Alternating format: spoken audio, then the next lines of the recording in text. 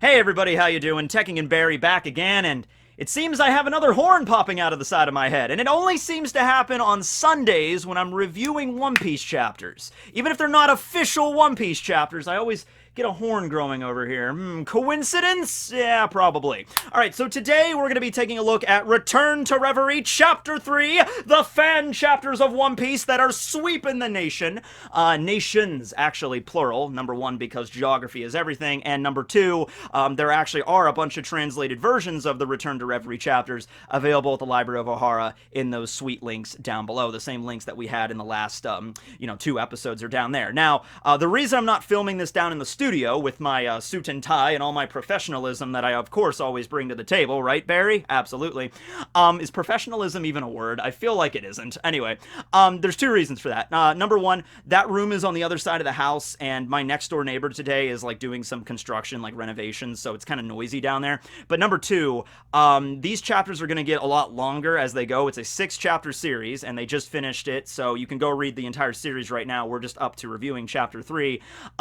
This one is not, I think, too much longer than Chapter 2. This one actually might be the same length, or maybe even a little bit shorter. But when we start getting to, like, the later chapters, like 5 and 6, they're a lot longer, and there's a lot more information packed into them, because that's kind of the whole point of this little mini-series. A lot of information in there, more so than, like, your standard One Piece chapter has, okay? So just to make sure that I don't, like, skip everything, and I think it's better to just, like, switch to this format, so this way I can actually just go through the chapter with you guys in kind of, like, real time without, like, glancing down at my computer and trying to, like, remember what I'm looking at. I could just look at it straight at the computer right here. I think that's the better way to do it, and to really give, like, some respect to this project, and actually look at everything that's, like, bringing to the table here. I don't want to forget anything. So, yeah, we're gonna move on with Chapter 3 today. I'm gonna move this over here. We're gonna switch the format to this. We got everybody's names here. We got Artur and Gemini below me, and then we have my logo because I just had nothing. Like, look at this. Like, you mean to tell me I have to do, like, the video like this? Like, this entire time, everyone that has OCD would be like, there's nothing in that bottom corner, and that bothers me, Tekking. Like, well, there you go. Then you got Jordan T. Jordan is actually the one that did the cover art for this chapter, and he did this, and Jordan's also the person that drew that Captain Kuro fan chapter, which took him, like, years to complete, and I also reviewed that, like, a couple weeks ago. So shout out to Jordan, you did an amazing job. And then we have all the extra people, like the people that provided feedback, proofreading, typesetting, and moral support for this project. And once again, all of these links, like last time, are found below. So this will be Chapter 3, Return to the Reverie, General Commander of the Revolutionary Army, Dragon! And here we have the cover art by Jordan T. Kaido having a drinking contest with Zoro and a gorilla. And the request was by @EatonBobby. Okay, now, that gorilla, like, Zoro and Kaido seem pretty trashed right here, but that gorilla seems like he's okay. You know, the gorilla's just there, like, you know, and it looks like the gorilla, that's, like, at least, like, look, there's a jug of, like, moonshine down here. You know, that gorilla seems to have been drinking a little bit, and the gorilla seems okay. Kaido and Zoro seem like, just like, I love Zoro, he has the giant, like, sake gourd, and he's just like, there's not enough in here, and Kaido's just like, what are you saying? Ew. That's actually be cool. That's actually how this entire war is going to end. Zoro's gonna challenge Kaido to a drinking contest, and of course, now, like, listen, I don't mean that in, like, a joking way.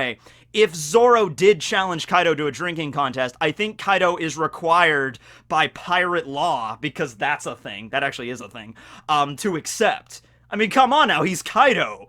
It's like, oh, you want to challenge me to a drink? Oh, all right, little man, let's do this. So, yeah, I love this. So, shout out to Jordan, great job with that.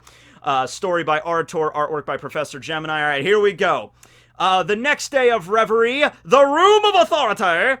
So, the 4th day of Reverie is beginning now, and the topics being discussed are the relocation of Fishman Island. This was something that was brought up earlier in this series. King Neptune brought this up on the 1st day, and they said, we're going to move this to the 4th day of Reverie, and it's stated here that Eam has actually approved this. Lord Eam has already approved of it. He does not need Poseidon, so this matter is irrelevant. So, interesting spin here, because the whole idea that we thought we were going to do is, like, Emu is going to desire Poseidon, who's Shirahoshi and stuff. I was actually really kind of nervous when Shirahoshi was going to the Reverie, because it's just like, okay, you now have one of the world-destroying super weapons right here in the backyard of the world government. If any of the people in the world government know that Shirahoshi is Poseidon, they're probably just going to capture her and, you know, just like throw her in the dungeons of Castle Pangea and then use her for their own devices, right? But it seems right here like, oh, Eam does not even need Poseidon anymore. It doesn't matter, which isn't a good thing. I mean, it's a good thing for Shirahoshi, but it's a bad thing because it's like if Eam no longer requires Poseidon, that means he's accrued enough power or influence, like it doesn't even matter anymore. So it doesn't even matter if she could take control of her powers and control all the Sea Kings. Doesn't matter. I have enough power and influence that I could, you know, crush that regardless. That's what I got from here there. They are, how unsettling. They are carrying out the promise they made with Joy Boy. It might all be in the past, but those fish used to be our foes. So yeah, still some bad blood between the world government and the Fishman and the merfolk. Everyone living on Fishman Island. So even though they're like a tentative, like they're working together, they're kind of an alliance right now because of Queen Otohime. You know, the people at the higher ups still probably don't trust them very much, and they're just because they want to rule everybody. You know, that's the whole point kind of the world government here. So yeah, it's like a tentative alliance, but they still probably don't trust the Fishmen and the merfolk too much. It won't be long until all Fishmen are purged from this world. All right, well, there you go. That just leave it off there from Gorbachev, but I name him that because of the Gorbachev birthmark on his head. We still don't know their names. Even in the Return to Reverie, we have yet to learn their names. Maybe we will learn their names at some point, though. I don't know. Foreshadowing. Okay, so we have one of the cone-headed guards that arrives, and he's like, "Forgive me, sirs, but I have an urgent report. We are under what, man? Oh, you're under attack. Okay. I thought we were gonna say, we're underground. I'm like, what? That makes no sense. Okay, so ba-ba-boom. And then we have Sabo, Morley, Karasu, and Lindbergh raiding the Room of Authority. Cartman will be very upset. That's my room of authority! You can't come in my room of authority! So, we're here to start a revolution. Oh, yeah, that's pretty badass. You know, Sabo was on the other end of that door thinking for he's debating with the other members of the revolution and the other commanders, like, okay, guys, when we set the charge and Lindbergh blows the door open, what are we going to say? We have to say something really, really cool, like, you know, we're the new 4 elders. Okay, no, that wasn't good. Scrap that. I wonder who came up with it. Maybe Karasu. Karasu's like, we could just say we're here to start a revolution. I mean, we are the Revolutionary Army. I mean, that would pretty much... It's quick. It's to the point, you know? They're probably not going to be able to hear it anyway because the explosion probably made everyone, you know, deaf for a moment. But whatever. It's fine. So here we go. Pangea Castle now cutting over to the round table room. Remember, Dragon at the end of the first chapter just walked in through the front door like a boss because he is. So he just walks right into the round table room where all the kings are meeting. You got Wapple over here like, he's here to kill me! He's here to annihilate me, the new king of the evil Black Drum Kingdom! He knows I am the greatest threat! Yeah, sure, I'm sure that's what Dragon's here to do. So Dragon arrives, he just steps right up on the table. My God, I love this man. He's just like, listen, I'm Monkey D. Dragon. I'm the world's most wanted criminal. Everybody knows what I'm about here. Everyone knows what I'm doing. So he just barges in through the front door, probably doesn't even take his shoes off, which is very rude, and then just jumps on the freaking meeting table for this massive summit between the world leaders. Gotta love this man's strong, plentiful balls. And of course, remember Hamburg, he's the one that's the kind of the, not the MC, but like the chairperson of the, like he's the one that's like the head of the meeting table, because it like rotates every year. So he's the one that's kind of like the heading this up everything. So Dragon's like, alright everyone, calm down. I've simply come here to talk. I know I probably barged in here and wiped out all the guards, but I'm here to just have a civil conversation. Now, one of the kings, of course, is just like, you know, why should we listen to you? You're the freaking leader of the Revolutionary Army. You're nothing more than just a criminal. However, Hamburg is a little bit more, he's a little bit more fair and balanced here. He's like, you know, like, okay, listen, hold on. The point of Reverie is to listen to others, and if you have a topic to offer, then make it quick.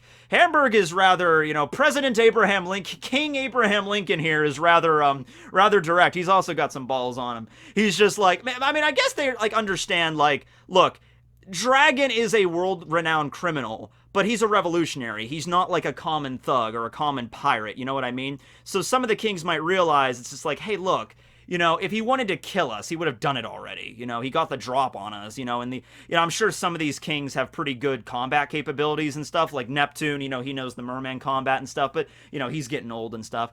I'm sure some of them could fight, but some of them are probably relatively just weak, like a regular citizen. So, there's like, hey, listen, Dragon, what are you here for? You're obviously here for a reason, so what's up? And he's like, all right, thank you. Rest assured, our intentions are not to harm any of your countries. The government might depict us as terrorists, but our objective is a noble one. The dissolution of the celestial dragon system. Done! And so another king with the pompous hairdo is just like, but is not that the same thing as destroying the foundation of the government itself? So we all know Dragon, he has nothing really against the world government as an institution itself. He wants to dissolve the Tenryubito because they're the ones that are calling all the shots, and they're the ones where all the corruption is just oozing forth. So once again, we don't really know what Dragon's plan is after the Tenryubito system is dissolved. Like, what does he plan on doing? Does he plan on heading up the world government? Does he plan on like elected officials, or just letting the kings decide by committee? I'm not really sure. So, but this one king is like, isn't that the same thing though? And he's like, not at all. We simply wish to take power away from the celestial dragons. We want a government that is ruled by the people, one free, and one that is just. You look at a lot of these kings are corrupted, definitely. I mean, just look at Wapple. But you look at like Cobra there, Cobra, Neptune, King Elisabello II, they're all like noble kings. Riku Dole III, he's a good king. So I think it goes a little bit beyond just getting rid of the Tenryubito. You'd also have to kind of like look at the kings there, and like, because there's ones that are clearly going to lead a corrupted kingdom. So you might have to deal with them as well. But overall, the goal is noble here, of course. Look at the Reverie, nothing more than a symbolic farce. The 5 elders make the choices in your stead. See, yeah, this is what I've been saying, yeah. Even if all of the nobles want to do something, if the 5 elders, or Eam specifically, don't want that to happen, they could just flip the script and say, and they'll spin it in a way where it doesn't cause a lot of, chaos amidst the citizens, but they're gonna do it. And if it really pisses them off, the freaking 5 elders can just do another one of those cleansings. And I guess the cleansings happen maybe when the nobles get too out of hand, or they start enacting laws that are not in allegiance with the world government's policies, and they're just like, you know what, screw it, we're just gonna hit the clean slate button, and we're just gonna do a cleansing, and we're just gonna, start over from scratch, which they've done before, it seems. So yeah, the nobles have turned this world into a place where only the strong can rule. Cobra is, of course, aware. Of course, this is Luffy's father. Everybody knows this is Luffy's father after Marineford, so he's like, oh, this is Luffy's dad. I was expecting someone that was a little bit more happy-go-lucky.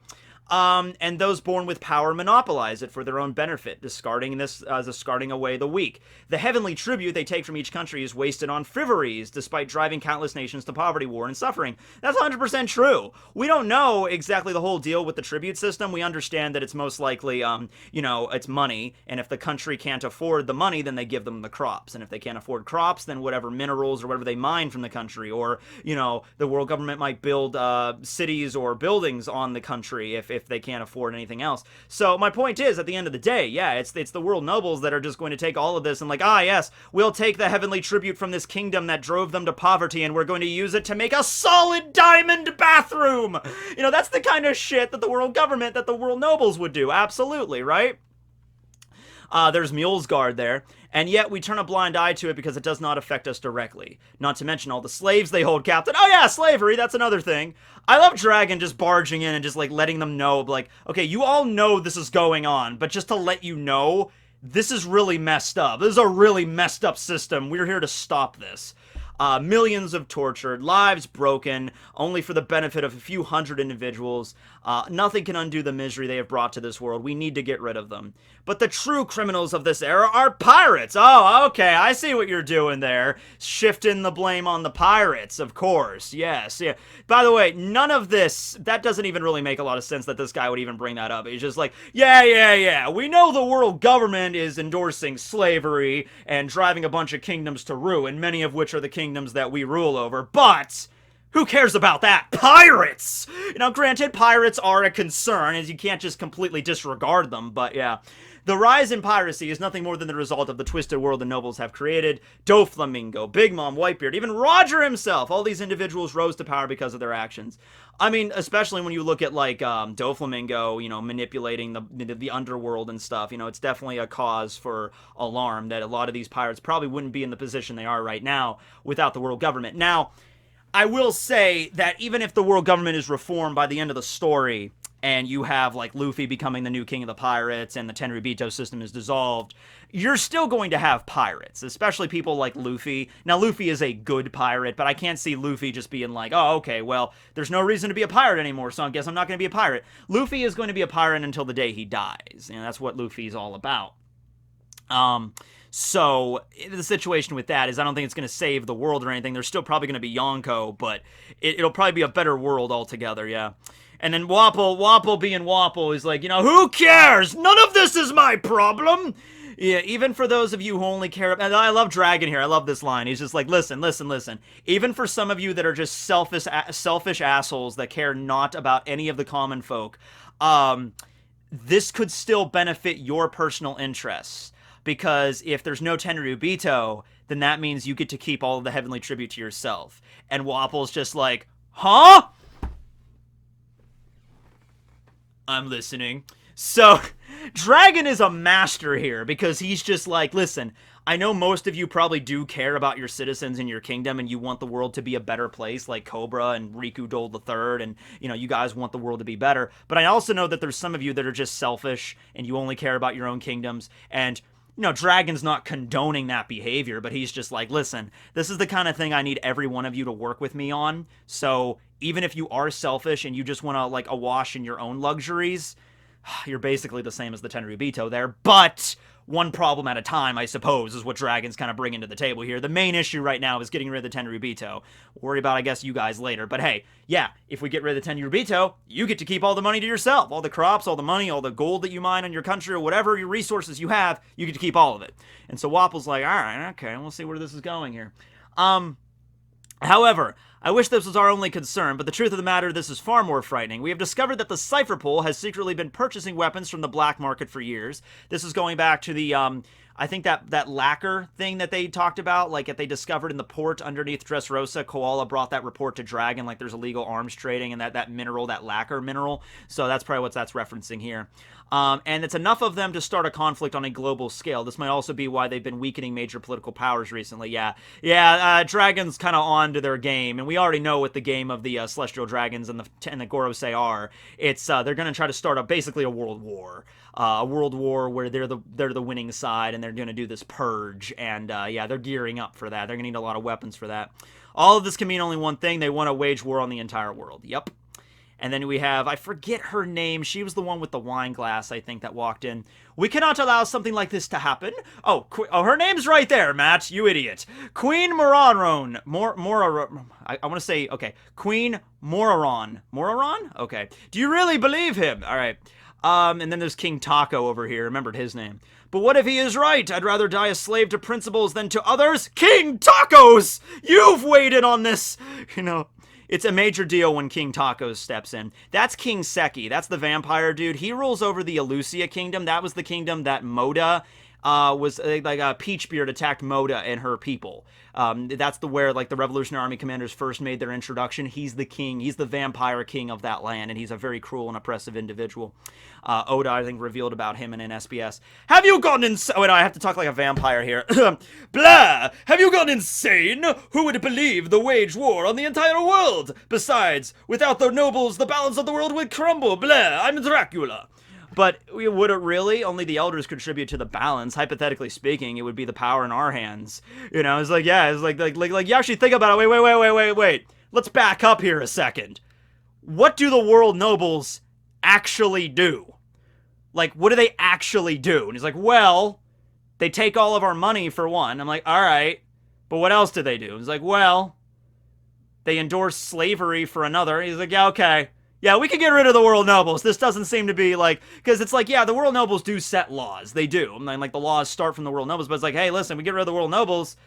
it would make more sense for us just to set the laws, and we're kind of doing, isn't that what Reverie's supposed to be anyway, you know? I love Stelly here. He's just like, wait, a war? That won't kill me, right? A free world.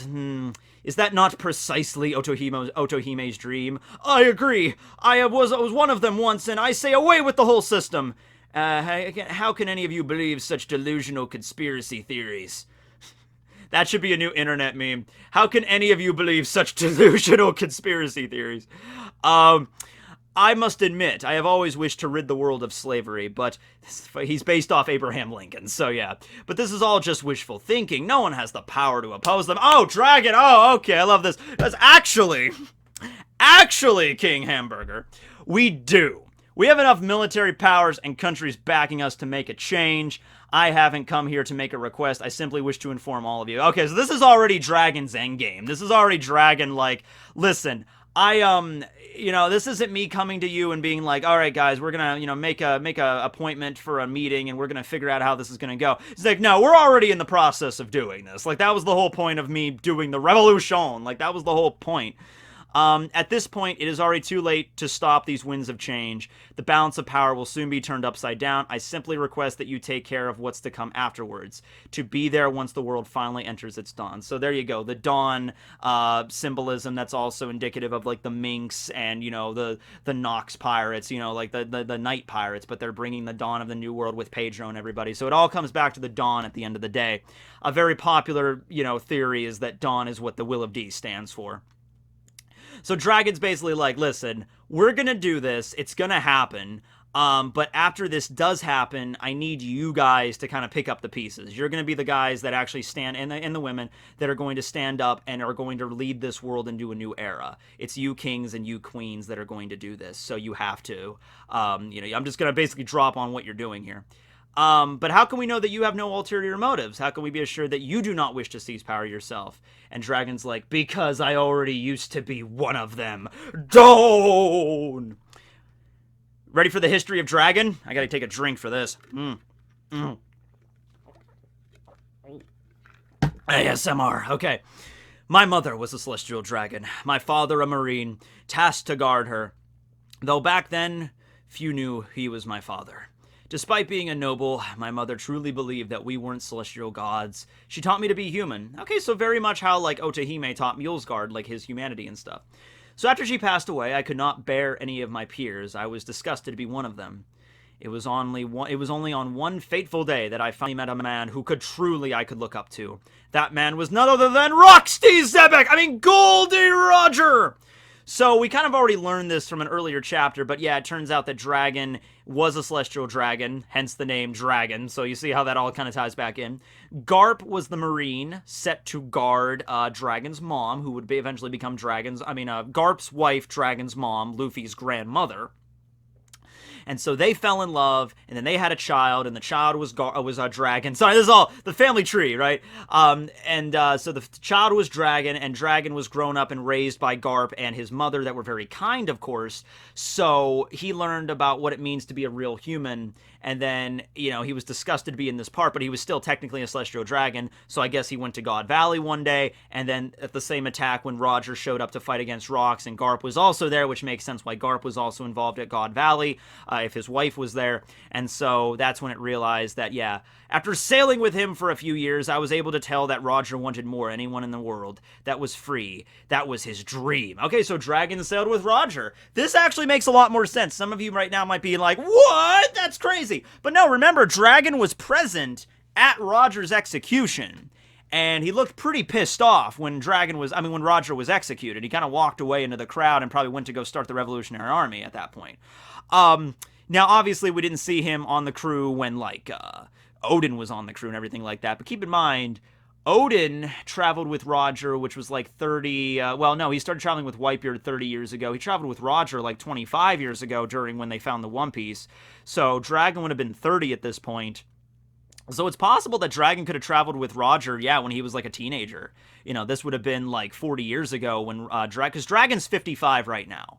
So if he traveled with Roger when he was a kid, might have been 15, might have been younger, might have been this would have even been before this would have been before Shanks and Buggy probably were even born, or if they were born, they were like little babies. Because when like Dragon looks pretty young in this image right here, he looks like he's maybe like, I don't know, 10. So when Dragon was 10, Shanks and Buggy weren't even born yet. So maybe he was the first apprentice pirate of Roger, traveled with him for a few days, and then he left to do other stuff. And then eventually, you know, Shanks and Buggy joined up, and then eventually Odin joined up. They found the One Piece. Because the One Piece, gotta remember, Roger was out there being a pirate for decades before the whole adventure to Laugh Tale. I mean, that was the final adventure of the Roger Pirates. They had a whole freaking story before then. In fact, that's one of the things I'm kind of hoping they do after One Piece does end. Just do a prequel based on Roger's adventures. There you go. There's your freaking... If you want to do more One Piece after this series ends, after Oda puts down his pen, just do that. And I think that would be great. Don't do a sequel like following Luffy's son or whatever. You know, Luffy's son, Rufy. But do a prequel focusing on Roger. You know what I mean? Like that would be amazing. Like following him from his younger years. What I have come to accomplish today is simply to honor the dreams I inherited from my late mother and captain.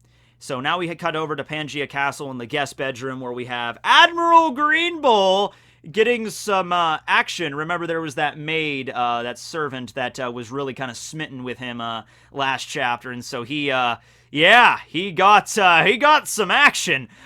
Shouldn't you be wearing clothes? What? Don't you sleep naked, man? You know, strum the Spanish guitar. Yes, exactly.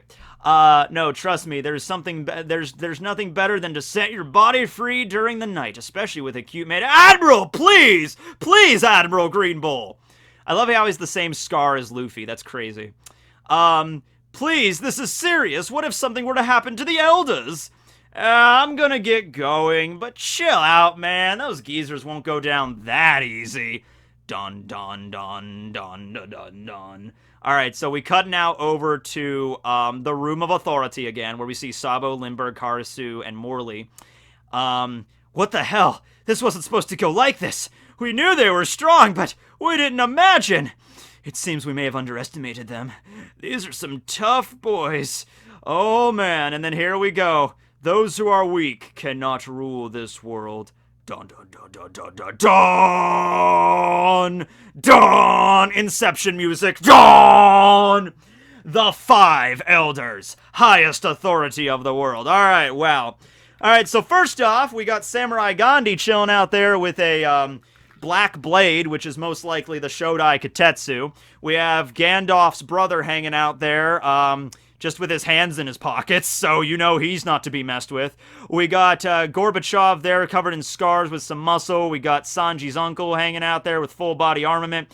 And we got Judge Dredd with the dreadlocks turning into a giant dinosaur. Is he the T-Rex? Please let him be the T-Rex. You may be strong, but we are too. Don't underestimate us either. And we finally get their names! Oh, that took a long time. You know, I feel like with Oda, before I get into their names here, I feel like the reason Oda hasn't revealed their names too much is because their names themselves might even be relevant. Like, they're not just regular names. Like, the names of their... they're not just going to be, like, parodies. They're going to be, like, real, like, significant names to the story. That's the only reason why I can't imagine Oda hasn't revealed their names yet here at, like, almost 1,000 chapters into the story. So, Samurai Gandhi's name is Saint Mohanda, master swordsman and wielder of the Shodai Katetsu. Gandalf's brother's name is Saint Ferdinand, master of the martial arts, including Rokushiki. Gorbachev's name is Saint Nicholas, user of the Mercury fruit. Okay. Then we have Saint William, Sanji's uncle, has mastered both observation and armament haki. And then we have Saint Stavros, user of the Ancient Zone model Gigantosaurus. Okay, not Gigasaurus. It's Gigasaurus. No, it's Gigantosaurus. Gigantosaurus? Okay, yeah, Gigantosaur. So not a T-Rex, but pretty damn terrifying, if I do say so myself. So yeah, there you have all of the members of the Gorosei. Pretty damn terrifying there. They just kind of say, like, oh, you are unfit to act as a leader. The strong trample the weak. You know, we are the celestial dragons. You know, do not compare us to the lazy fools in this city. Ever since the youth, we were groomed body, mind, and soul to take the position of the elders. We rarely have to make use of our powers, but maintaining our strength is a necessity, as if we could be killed easily by an assassination attempt. I mean, that makes sense. Like, if you're going to have Emu be basically the shadow leader of the entire nation, you know, Eam is not going to be the one that's going to fight. You know, it's going to be these guys that are going to take up the mantle there. They were all they were all members of the Tenryubito, but they were like kind of like King Bradley from Full Metal Alchemist Brotherhood, because I'm watching that right now, where you know, from a young age, they're all raised to become like you know, the next Führer in King Bradley's case, or in this case, they're groomed to be the next Gorosei, and they all know what they're doing, right? So now we cut over to, so yeah, this is gonna be guys, you're in for the fight of your lives. Sabo, Morley, Lindbergh, Karasu, Godspeed, because you have to fight against a gigantosaur now, and, you know, yeah, this is gonna be rough. This is gonna be rough. New World, Marine HQ. This is an unprecedented attack. Oh yeah, I guess it makes sense that at this point the Marine HQ would finally learn about, the attack at Reverie of what's going on here, because somebody's gonna pick up the Den Den Mushi at some point. They are the strongest military powers in the world, possessing armies in each ocean. They are led by the individual. So we have, I think he's a Commodore now, Commodore Brand New, who's the intelligence operative. So now we learn about all of the commander's bounties. A former member of Vegapunk's elite science team. We kind of figured that he was a member of Vegapunk was a member of the Revolutionary Army, and we kind of figured Lindbergh was going to have connections to him, obviously, because, you know, he's like a steampunk kitten mink, essentially. Commander Lindbergh of the South, 518 million. The flag of revolution, responsible for many insurrections. Eastern Commander Bello Betty, 465 million. A fearsome giant and user of the push-push fruit. Western Commander, 650 million. Morley, one of the army's most formidable fighters. A Logia user. Northern Commander Karasu, 710 million. So yeah, turns out Karasu's fruit is a Logia, which kind of makes sense because it doesn't adhere to any sort of zone we've seen.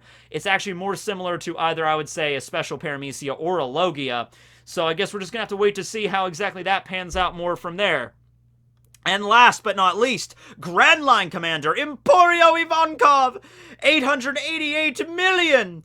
As for this man, we were originally unable to evaluate his full strength. As such, his bounty was kept somewhat moderate. However, after his exploits at the Rocky Port and Dressrosa, we have deemed it necessary to raise his bounty. The Chief of Staff and the Army's number 2, Sabo. Okay, so Sabo's bounty was originally revealed to be 602 million, which at the time when it was revealed, that would be higher than Luffy's. Luffy's was 500 at the point that was revealed. But now Luffy, of course, has 1.5 billion, so it's way higher. And so people were kind of like, man, Sabo's bounty is kind of low. Now, there's a bunch of different reasons for this. Many people thought maybe he was new to being number 2, because Sabo just joined up with this. Well, he's a member of the Revolutionary Army since he was a little kid, but he probably wasn't number 2 up until maybe the last few years. And also, Sabo might have been doing a lot of his work in the shadows, or maybe the government didn't have adamant proof that Sabo was connected to a lot of the activities of the, or like they couldn't determine like what Sabo was actually doing and what wasn't him.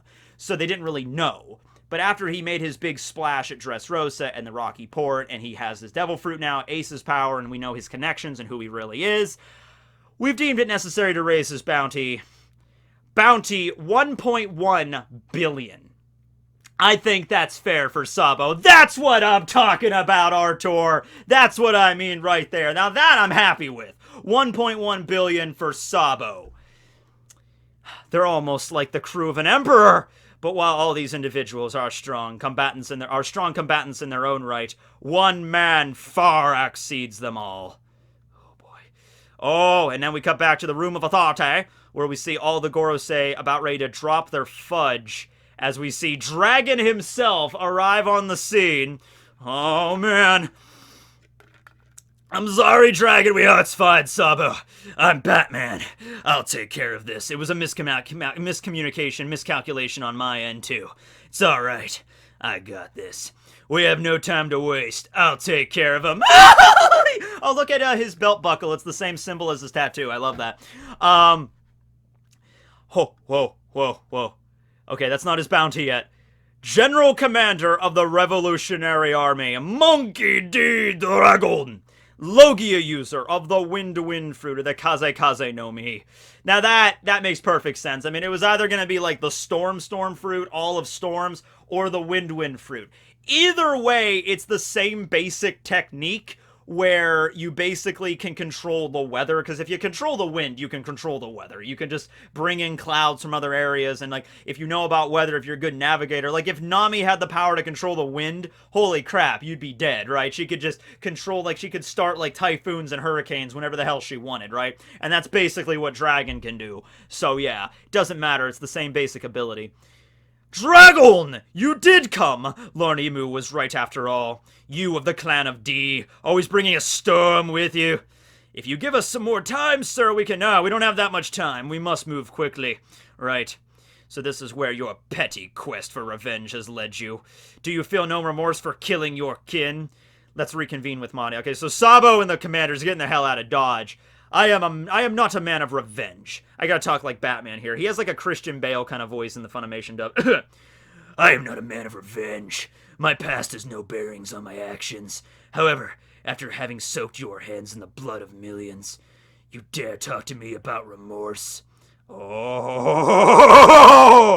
So he's going all full Emperor Ring on this bitch right here. That's not a storm, that's a hurricane! Don't let him do anything. And so he's starting the giant winds of change are hitting him hard.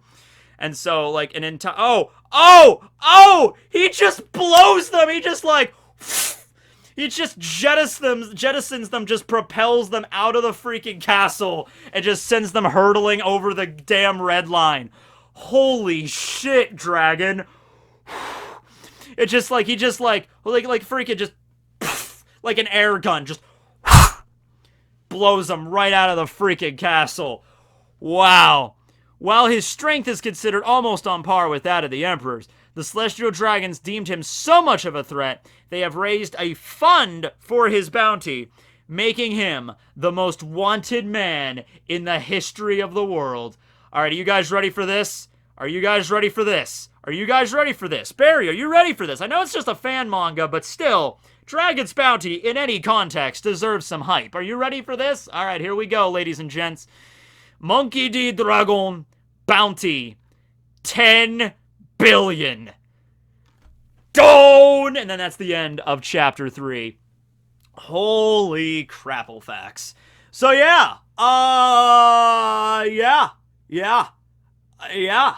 There's no more going back now. Yeah, I'd say not, no. Now, you know what? I totally can see that, because it was already revealed that he's the most wanted man in history. And Roger had the highest bounty, it was stated, for piracy at like 5.5 billion. So it would make sense that Dragon would high. It doesn't mean that Roger's bounty was the highest ever, it's just highest for piracy. Dragon's not a pirate, he's a revolutionary.